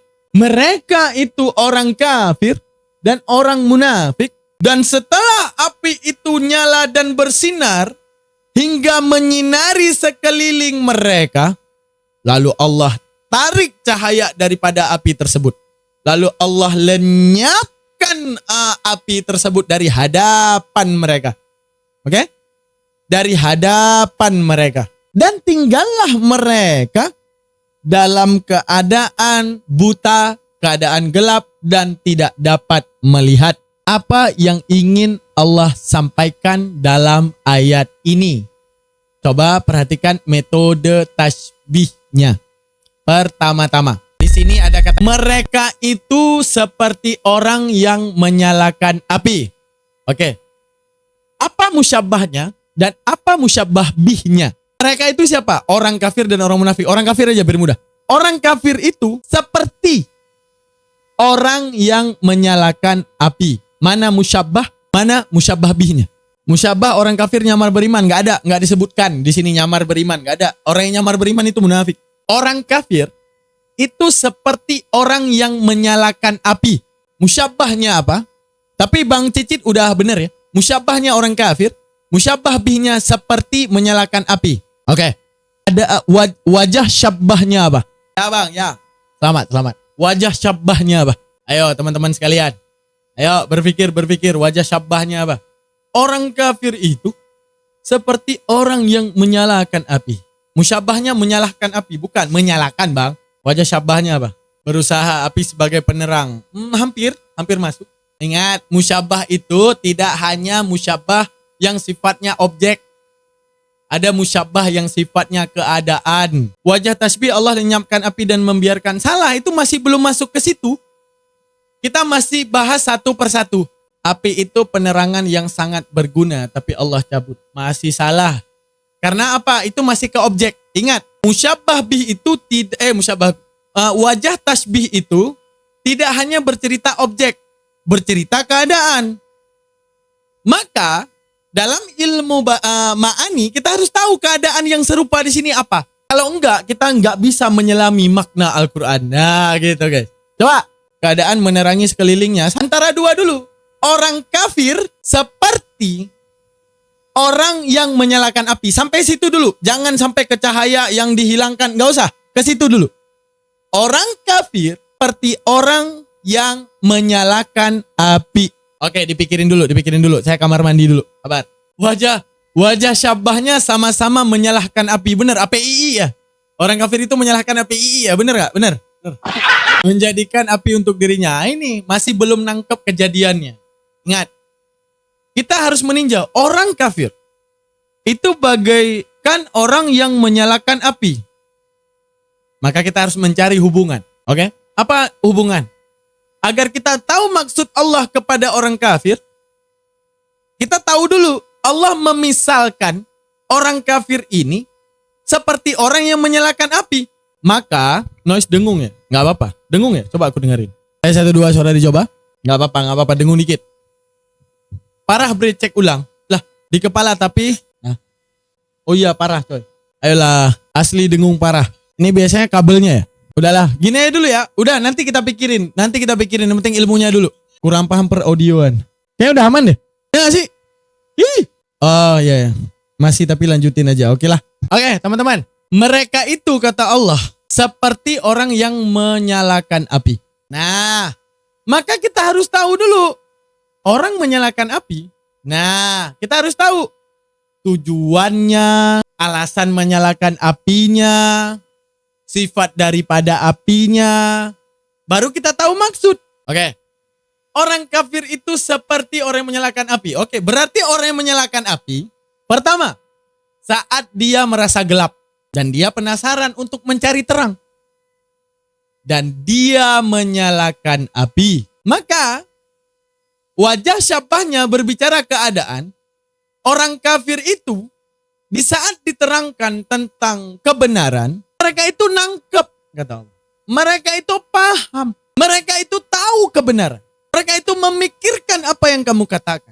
Mereka itu di otaknya apa yang kamu sampaikan tentang Tuhan. Mereka tahu. Paham maksudnya? Sampai di sini, sampai di situ dulu. Dah. Orang nyalakan api. Kejadiannya nih. Orang nyalakan api. Di mana sifat api kalau udah nyala terang. Di mana mereka tadi kegelapan. Di mana orang menyalakan api ini berasal dari kegelapan. Nyalain api dengan tujuan nyari terang. Mereka juga. Mereka akan bercimpung dalam debat ataupun dalam apapun dengan alasan nyari terang. Paham sampai di sini dulu penyerupaannya secara hal dan keadaan? Bisa dipahami? Orang kafir itu layaknya orang yang menyalakan api mencari terang. Mereka itu lagi nyari terang. Paham ya? Wajah syabbahnya paham ya? Paham ya? Belum. Gini bang, orang zaman dahulu bukan sekarang ya. Jangan pandang sekarang udah ada lampu. Udah, sekarang udah ada lampu. Orang dahulu itu menyalakan obor dan api tujuannya apa? Oke? Bukan, mereka sudah menyalakan api tapi tidak merasa terang. Salah. Ingat perumpamaannya, jangan lari. Orang kafir sama seperti orang menyalakan api. Orang menyalakan api di zaman dulu ini tujuannya untuk menerangi. Paham nggak? Kalau dia merasa kegelapan dan dia takut, dia menyalakan api untuk terang. Paham nggak? Maka yang diserupakan di sini keadaan. Apa keadaan? Sama-sama mencari penerangan dengan sesuatu tindakan yang percontohan tindakannya seperti orang menyalakan api untuk terang. Seperti mereka mencoba membaca Al-Quran. Seperti mereka mencoba mendengarkan penjelasan Al-Quran. Seperti mereka mendapati kesalahan dalam kitab mereka. Paham? Paham? Misalannya sama. Sama-sama sedang mencari terang. Sama-sama sedang mencari petunjuk. Seperti nggak mau tahu. Belum ke situ teman-teman. Pelan-pelan dulu, jangan langsung terobos ke depan. Jangan dulu terobos ke depan sehingga ambil kesimpulan panjang. Jangan. Dua dulu. Apa dua dulu? Orang kafir sama seperti orang yang menyalakan api. Udah di sini aja dulu. Jangan tentang mereka nggak dapat petunjuk, nggak gini, nggak gitu. Jangan. Di sini dulu. Orang kafir seperti orang yang menyalakan api. Paham maksudnya? Maksudnya, mereka itu orang yang menyalakan api biasanya karena dia gelap, maka dia nyalakan api untuk terang. Oke? Orang kafir sama. Mereka merasa gelap, mereka nyari terang. Sampai situ aja. Sampai situ aja dulu. Jangan sampai nanti Allah gini, Allah enggak. Di situ dulu. Pahami perumpamaannya. Kita lagi bahas bayan, bukan tafsir. Tafsir nanti terakhir. Setelah kita tahu ilmunya. Sekarang pelan-pelan dulu. Apa wajah syabah daripada orang yang menyalakan api dengan orang kafir? Apa wajah syabahnya coba? Kan ke Bahlil tunggu. Tuh, mendapat penerangan. Oke, salah satunya. Tindakannya sama, benar. Tindakannya sama. Menemukan hati keras, belum dibilangin belum. Itu jangan baca dulu ke depan, jangan dulu baca ke depan. Kita pecahkan satu persatu dulu perumpamaan. Kayak contoh tadi, satu persatu. Sang alpa serigala dengan pemerintah sama-sama pemimpin. Oke, sang kawanan pisah daripada sang alpa karena apa? Karena ibaratnya masyarakat yang berpisah daripada pemimpinnya karena tidak percaya. Pelan-pelan dulu. Mendapat petunjuk, hampir masuk. Oke, pelan-pelan ya, pelan-pelan. Di kalimat yang saya tanyakan saja. Jangan masuk ke ayatnya dulu. Di kalimat yang saya tanyakan saja. Tahu kebenaran tapi diingkari. Jangan dulu ke situ. Itu udah mahaulahu. Udah ke depannya itu. Jangan dulu masuk ke depannya. Karena ini kita belajar ilmu bayannya. Jangan dulu masuk ke depannya sehingga ada kesimpulan lain. Mencari penerangan. Nah, sampai situ dulu. Jangan jawab sesuatu yang enggak ditanyakan. Yang saya tanya, orang kafir dan orang menyalakan api sama enggak? Sama. Sama-sama nyari terang. Sama-sama nyari kebenaran. Oke? Sampai di situ paham? Sampai di situ paham? Sampai situ dulu. Paham? Paham ya? Oke. Next. Bahas lagi. Berarti satu perumpamaan kita udah tahu ya. Oke. Perumpamaan kedua. Karena ini wajah syabahnya hal. Perumpamaan kedua terjadi apa? Mereka menyalakan api. Maka ketika api tersebut menyinari sekeliling mereka. Kata Allah nih. Namun ketika api tersebut bercahaya mengelilingi sekitaran mereka. Nah, di sini ada perumpamaan hal. Apa perumpamaan halnya? Perhatikan. Orang kafir yang mencari penerangan itu sama seperti cahaya api yang telah nyala dan ada di sekeliling mereka. Coba, pelan-pelan. Api yang sudah nyala tadi bagaikan orang kafir yang sudah menemukan penerangan. Api yang sudah menyala dengan kejadian mengelilingi cahaya tersebut di sekitaran mereka. Layaknya orang kafir ketika kebenaran ada di depan mereka dan kebenaran itu meliputi mereka. Wajah syabahnya apa? Sempat menemukan kebenaran. Artinya, langkah tindakan orang menyalakan api, ini wajah syabahnya hal ya, arti hal keadaan. Orang yang mengambil langkah menyalakan api karena dia sadar gelap. Lalu dia bakarkan api dan dia tahu konsekuensinya pasti terang. Dan terang itu akan berada di sekitaran mereka. Dan hilanglah mereka daripada kegelapan. Kejadian ini sama seperti orang kafir ketika berada di depannya kebenaran. Dan kalau itu kebenaran, pasti bisa mereka pikirkan. Pasti di lubuk hati mereka mengiyakan. Pasti di otak mereka paham akan hal tersebut. Pasti di otak mereka itu, iya juga ya. Sampai di sini paham? Sampai di situ dulu. Wajah syabahnya apa? Kejadiannya. Kejadian orang yang menyalakan api ini, saat dia berani menyalakan, berarti dia akan mendapat penerangan yang tak bisa dibantah. Karena apa? Apinya nyala. Dan saat orang kafir mencari kebenaran, maka kebenaran akan ada kepada mereka. Dan itu pasti masuk dalam pikiran mereka dan lubuk hati mereka yang paling dalam. Paham sampai di sini? Saya tanya, sebelum ke depannya lagi nih. Dari dua perumpamaan yang ada di situ, Allah mau ngasih tahu ciri-ciri apa orang kafir? Allah mau ngasih tahu kita apa ini? Sampai di situ dulu nih. Dablek. No, bukan dableknya. Jangan dulu ke depan. Jangan dulu saat cahaya dicabut. Jangan dulu ke situ. Pelan-pelan. Apa tadi? Orang kafir seperti orang menyalakan api. Oke. Orang menyalakan api, apinya akan menyinari. Dan kebenaran terhadap orang kafir akan meliputi mereka. Nah, sampai di situ dulu, cut sampai di situ. Jangan dulu ke depan. Cut sampai di situ. Nah, Allah mau ngasih info apa di sini? Cut dulu sampai di situ. Cut dulu sampai di situ. Jangan ke depan dulu. Cut dulu sampai di situ. Jangan langsung lompat. Pura-pura buta itu udah lompat. Pura-pura buta akan kebenaran itu udah lompat, teman-teman. Itu udah lompat. Kafir mencari kebenaran. Kan? Maksud agar manusia nggak nyesal, udah lompat. Kafir mencari kebenaran itu masih perumpamaan yang pertama. Ini ketika kita sandingkan perumpamaan pertama dengan orang kedua. Dengan perumpamaan kedua. Terbesit di hatinya mengiyakan. Tepuk tangan. Jago. Ini yang saya suka nih. Nah, jago. Nah, terbesit di hatinya mengiyakan. Allah mau memberitahu apa? Itu yang kalian sampaikan kepada orang kafir kebenaran itu. Jangan kalian anggap sia-sia. Kalian kira ketika mereka menolak, memang benar-benar yang kalian sampaikan tidak mereka pikirkan dan tidak iakan. Enggak. Allah mau bilang iya. Layaknya orang menyalakan api tadi. Kalian kira setelah dia menyalakan api, apinya nggak nyala? Enggak, nyala apinya. Dan akan terang kepada mereka. Dan mereka akan terang dengan api tersebut. Allah mau ngasih info. Jangan merasa sia-sia menyampaikan kebenaran kepada orang kafir. Karena lubuk hatinya mengiyakan. Paham sampai di sini? Itu. Sedalam itu Al-Quran. Paham?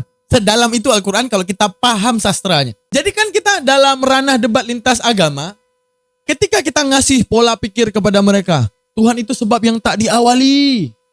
Maka tidak bolehlah Tuhan itu dilahirkan. Karena apa? Saat kamu membangun definisi Tuhan tidak adalah awal yang tak diawalkan, sebab yang tak disebabkan. Bagaimana mungkin adanya kelahiran? Ini justru akan membantah sebab yang tak disebabkan.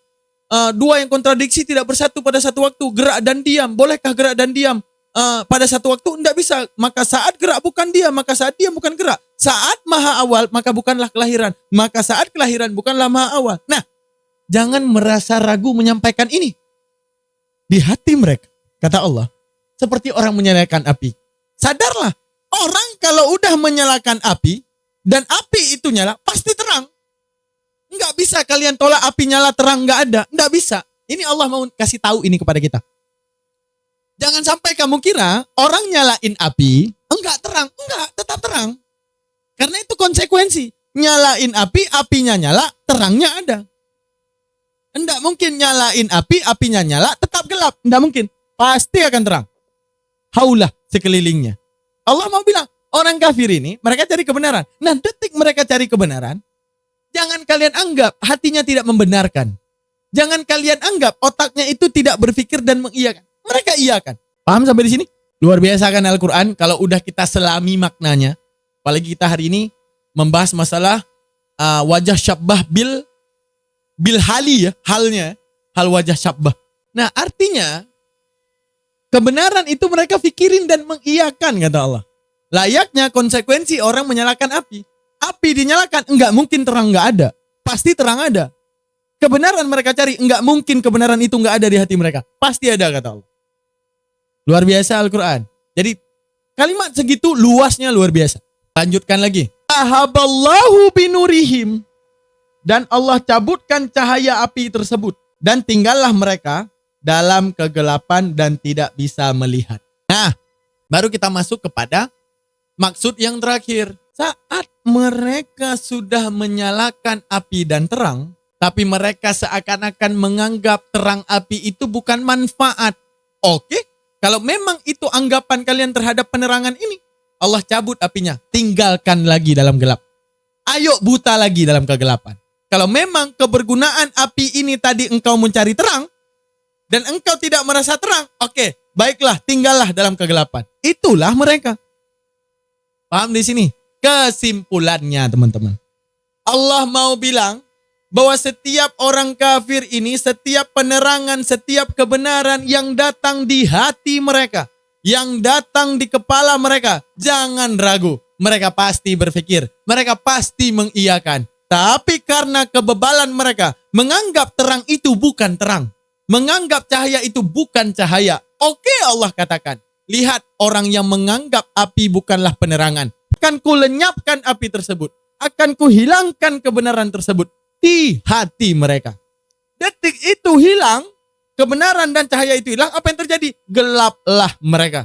Tinggallah mereka dalam kesesatan. Karena apa? Saat tadi mereka mengatakan iya dalam hatinya, mereka tidak mengambil kata iya tersebut. Saat otaknya berpikir dan mengatakan oke juga, tapi mereka tidak mengokekan hal tersebut. Luar biasa. Sampai di sini sudah paham? Itu namanya tasbih yang wajah syabbahnya haliyah. Keadaannya. Paham? Paham teman-teman? Ada masih yang belum paham? Alhamdulillah. Paham ya? Oke. Yang terakhir. Coba kita mencari sebuah perumpamaan daripada kitabnya orang Kristen. Dalam kitabnya orang Kristen, perhatikan. Waspadalah Matius 15. Matius 5:15. Berapa itu? Matius 7:15. Ya, Matius 7:15 ya. Gini bunyinya. Waspadalah terhadap nabi-nabi palsu yang menyamar seperti domba, padahal dia serigala yang buas. Oh, baru masuk, ternyata wajah syabahnya adalah kejadian dan peristiwa. Benar. Perhatikan. Waspadalah terhadap penyesat nabi-nabi palsu, yang menyamar seperti domba, padahal dialah serigala yang buas. Pertama, musyabbahnya apa? Ajaran palsu, salah. Serigala, apaan? Domba, salah. Salah. Musyabbah. Musyabbah guys, musyabbah. Ingat dulu musyabbah apa? Waspada, apaan waspada? Tiba-tiba aja ya waspada Musyabbah, ingat dulu musyabbah. Berbicara apa musyabbah itu? Nabi palsu, iya benar. Nabi palsu. Oke. Musyabbah bihnya, serigala. Oke, lebih bukan domba dong, serigala. Dah, musyabbah bihnya adalah serigala berbulu domba. Nah, Bang Cicit luar biasa. Oke, udah kita dapat ya. Udah kita dapat. Musyabbah nabi palsu, musyabbah bih serigala berbulu domba. Oke. Berarti nabi palsu itu seperti serigala berbulu domba. Wajah syabbahnya apa? Objek menyamar. Nah, baru kita masuk kepada kaedah ma'ani. Apa kaedah ma'ani? Menyamar. Maka kita harus tahu dulu kejadian menyamar. Bagaimana kejadian menyamar?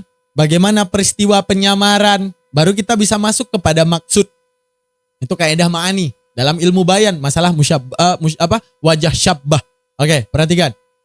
Musyabbah, nabi palsu. Yang kedua, musyabbah bih. Siapa? Musyabbah bih tadi? Adalah serigala berbulu domba.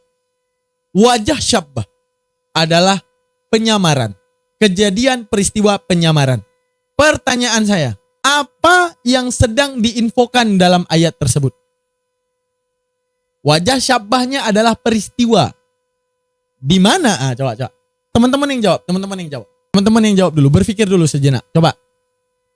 Kira-kira maksudnya nabi palsu ini seperti serigala berbulu domba dengan wajah syabbah melakukan penyamaran.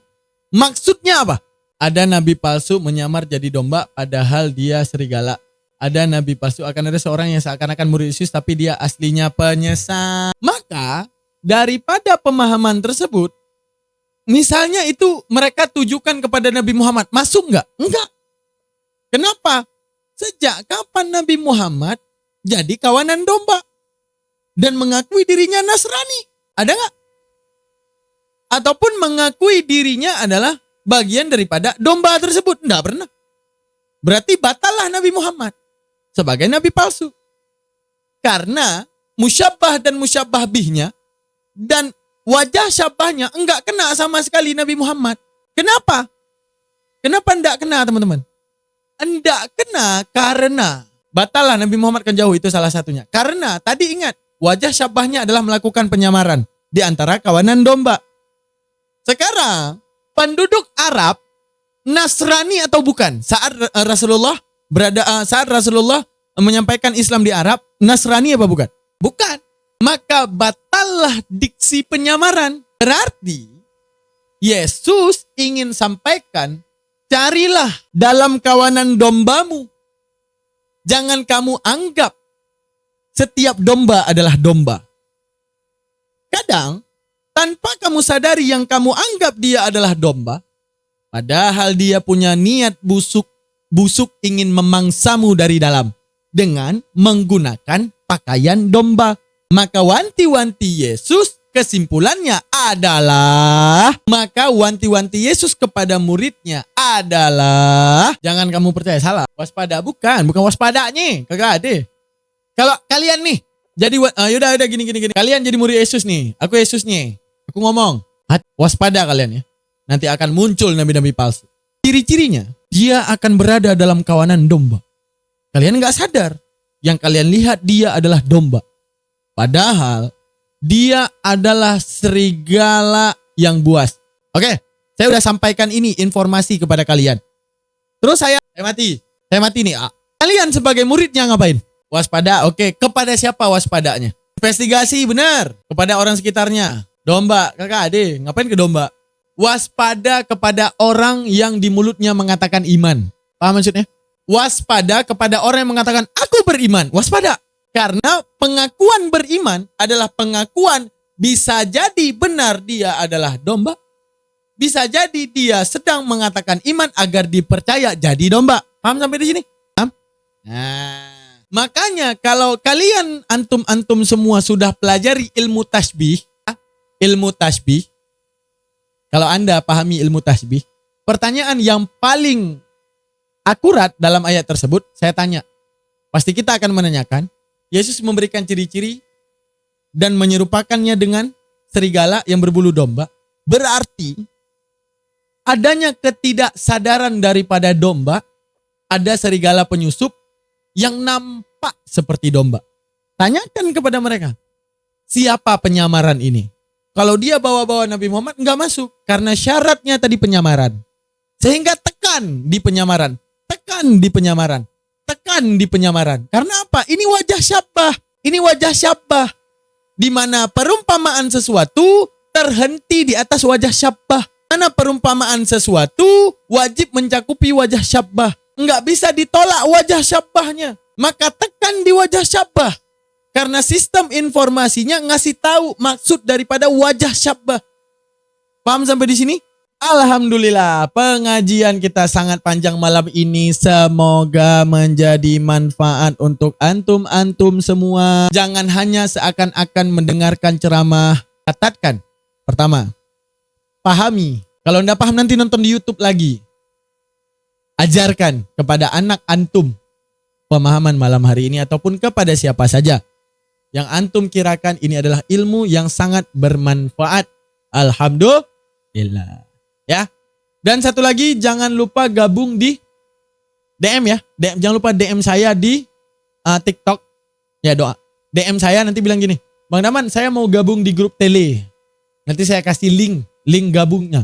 Link grupnya saya kasih, tinggal pencet link grupnya, di copy di Google. Nanti kan saya kasih tautan nih. Di copy, dibuka di Google. Biar masuk ke Telegram. Jangan lupa download Telegram ya teman-teman ya. Tapi kenapa harus Telegram sih? Kenapa nggak di WA aja kita? Hah? Iya ya. WA aja kali ya? Ya nggak sih teman-teman? Telegram terlalu ribet share-nya ya nggak sih? Oke. Nih saya tulis ya. WA saya nih. Tuh, catat. Udah. Jangan lupa di WA, kita buat grup di WA. Yang di Tele nanti kita pindahin ke WA aja. Karena Tele banyak orang belum download masalahnya ya. Udah dicatat nomornya. Nanti chat saja. Yoi. Tele boleh. Di tele juga ada link grup, di YT itu beda bang. Oh beda. Link grup di YT. Tele aja ya. Yang di tele tetap di tele. Karena nanti saya informasikan. Karena gini. Kalau yang nggak download Telegram, saya informasikan ke WA. Gitu. Kalau yang nggak punya WA, saya informasikan ke tele. Jadi aman. Ada 2 grup yang kita buat. Jadi rahmatan lil alamin. Yang nggak punya tele ada di WA. Yang nggak punya WA ada di tele. Oke. Itu nomornya dicatat. Nanti DM kita masukkan dan kita buat grup di situ teman-teman ya. Aman ya? Oke, doa dulu. Mantap Ustaz. Oke. Auzubillahi minasyaitonir sayyidina Muhammad wa ala ali sayyidina Muhammad wa barik wa sallim. Allahumma rzuqna ya Rabbi fahman nabiyina wa hifdzal mursalina wa ilhamil malaikatil muqarrabina fil afiyati ya arhamar rahimin. Allahumma rzuqna ya Allah, rizkikan kepada kami fahman nabiyina, pemahaman para nabi, wa hifdzal mursalina, dan hafalan para rasul, wa ilhamil malaikatil muqarrabin, dan ilham malaikat muqarrabin di hati kami ya arhamar rahimin. Allahumma inna ya Allah, hadiahkan kepada kami ma'allam tanah, segala sesuatu yang belum kami ketahui, fardudhu ilaina, maka kembalikan pemahaman tersebut inda ihtiyaji ilaihi, ketika kami membutuhkan, wala tansina abada, dan jangan pernah engkau lupakan selama-lamanya, amin amin ya rabbal alamin. Allahumma sallim salatan kamilatan wa sallim salaman tamman ala sayyidina Muhammadin alladhi tanhalu bihil uqad wa tuqadha wa tunalu bihir raghaibu wa husnul hawatim biwajihil karim wa ala alihi wa sahbihi fi kulli lamhatin wa nafasin bi'adadi kulli ma'lumin lak. Allahumma sallim salatan kamilatan wa sallim salaman tamman ala sayyidina Muhammadin allazi tanhalu bihil uqad wa tanfariju bihil qurab wa tuqadha bihil hawaij wa tunalu bihir raghaib wa tuqadha bihil hawaij tuqadha bihil hawaij tuqadha bihil hawaij wa tunalu bihir raghaib wa husnul hawatim biwajhil karim wa ala alihi wa sahbihi fi kulli lamhatin wa nafasin bi'adadi kulli ma'lumin lak. Allahumma ya Rabbi salli ala Muhammad ya Rabbi salli alaihi wa sallim ya Rabbi salli ala Muhammad ya Rabbi salli alaihi wa sallim. Allahumma salli ala sayyidina Muhammad wa ala ali sayyidina Muhammad wa barik wa sallim. Ya Rabbi salli ala Muhammad ya Rabbi salli alaihi wa sallim. Subhana rabbika rabbil izzati amma yasifun wa salamun alal mursalin walhamdulillahi rabbil alamin. Al-Fatihah. Warahmatullahi a'udzubillahi minasyaitonir rajim. Bismillahirrahmanirrahim. Rabbil alamin arrahmanir rahim maliki siratal ladzina an'amta 'alaihim ghairil maghdubi 'alaihim waladdallin. Amin ya Rabbi salli ala Muhammad ya Rabbi salli alaihi wasallim. Ya Rabbi salli ala Muhammad ya Rabbi salli alaihi wasallim. Ya Rabbi salli ala Muhammad ya Rabbi salli alaihi wasallim. Amin amin ya rabbal alamin. Oke teman-teman, itu jangan lupa di screenshot ya. Dalam 10 detik 9 di screenshot nomornya. Jangan lupa di chat nanti 9. Saya mau makan lapar. 9, 8, 7, 6, 5, 4, 3, 2, 1. Dah. Teman-teman, ya udah chat nanti ya. Saya tanggapi, saya makan dulu. Siap itu kita bikin grup.